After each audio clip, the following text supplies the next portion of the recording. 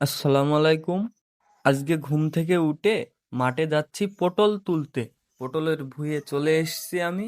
যেহেতু রাতে বৃষ্টি হয়েছিল তাই আকাশের ওয়েদারটা খুবই সুন্দর ছিল আজকে। আমি আর আমার মামা পটল তোলা শুরু করে দিয়েছি। তো আজকে যেহেতু আমাদের প্রথম পটল তোলা, তাই আজকে পটল তুলতে অনেক ভালো লাগছে।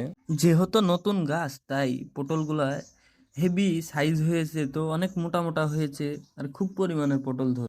এখন থেকে প্রতি সপ্তাহে আমরা পটল তুলতে পারবো, 7 দিন পর পর আমরা পটল তুলতে পারবো। তো এরপর থেকে পটল আমরা আরো খুব বেশি ধরা পড়বে, খুব বেশি তুলতে পারবো আমরা।